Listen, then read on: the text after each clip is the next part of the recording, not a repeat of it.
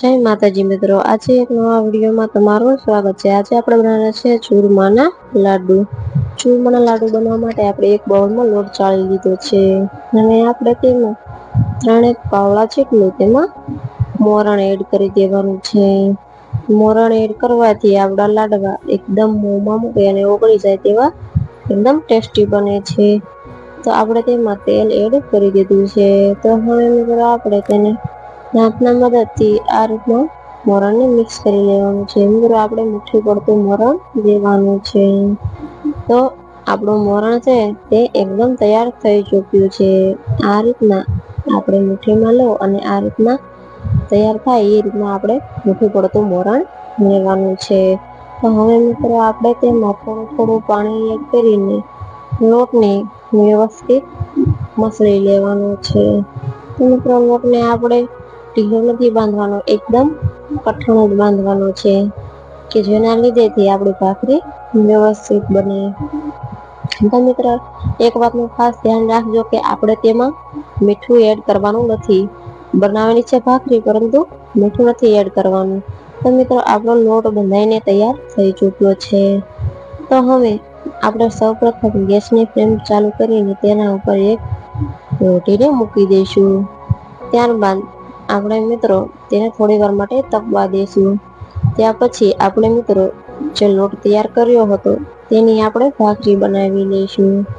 તો આપણે પાટલી અને વેલણ લઈ લીધું છે.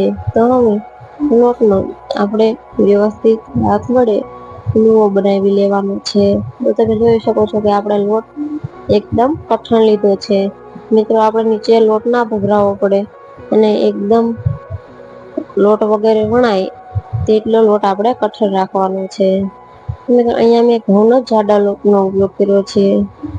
તો હવે આપણે આ રીતના તેને લુઓ બનાવીને વેલણના મદદથી વાળા ફરતી ફેરવીને વ્યવસ્થિત ભાખરી બનાવી લેવાની છે. આપણે આ રીતના વ્યવસ્થિત ભાખરી લગભગ બનીને તૈયાર થઈ ચૂકી છે.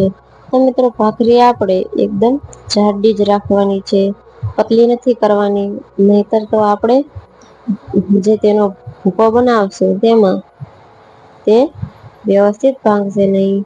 તો મિત્રો હવે આપણે લોટીમાં તે ભાખરીને એડ કરીને ગેસની ફ્લેમને ધીમી કરી લઈશું કે જેના લીધેથી આપણી ભાખરી બળે નહીં અને વ્યવસ્થિત ચડી જાય. તો આપણે વધારે પડતી નથી ચેડવવાની, તેને થોડી ઓછી જ ચેડવવાની છે કે જેના લીધેથી આપણો ભૂકો છે તે સારો બને. તો મિત્રો તમે જોઈ શકો છો કે આપણે ભાખરી 3 બનાવી લીધી છે. તો હવે આપણે તેને ખાણીના મદદથી વ્યવસ્થિત ખાંડી લેવાની છે. તમે ભાખરીની જગ્યાએ મુઠિયા બનાવીને તેલમાં તળીને પણ લઈ શકો છો. તો મિત્રો અહીંયા કણે મને ભાખરી વધારે અનુકૂળ આવે છે તો મેં ભાખરી બનાવી લીધી છે. તો હવે આપણે તેનો ભૂકો કરી લઈશું. તો આપણો ભૂકો બનીને તૈયાર થઈ ચૂક્યો છે.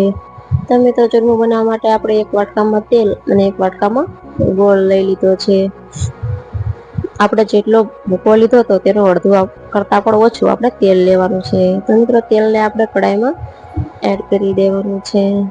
તેલને કડાઈમાં એડ કર્યા પછી આપણે જે ગોળો હતો તેને તેમાં એડ કરી દેવાનું છે.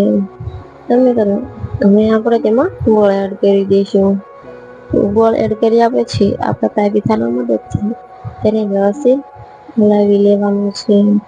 મિત્રો જ્યાં સુધી આપણો ગોળ વ્યવસ્થિત બધો ઉપર ના આવી જાય ત્યાં સુધી આપણે તેને હલાયા રાખવાનો છે. આ રીતના ચમચાના મદદથી આપણે હલાવવાનું ચાલુ રાખવાનું છે કે જેના લીધેથી આપણો ગોળ તળિયે ચોટે નહીં. તો તમે જોઈ શકો છો કે આપણો ગોળ વ્યવસ્થિત આ રીતના ઉપર આવી ગયો છે. તો હવે મિત્રો આપણે તેમાં આપણો ભાખરીનો ભૂકો હતો તેને એડ કરી દેવાનો છે.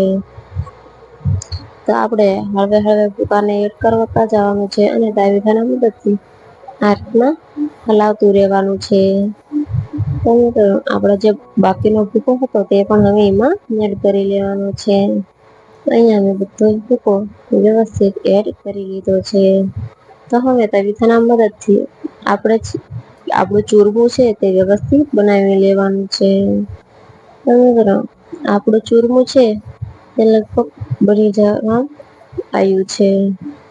તો મિત્રો આપણું ચૂરમું બનીને તૈયાર થઈ ચૂક્યું છે.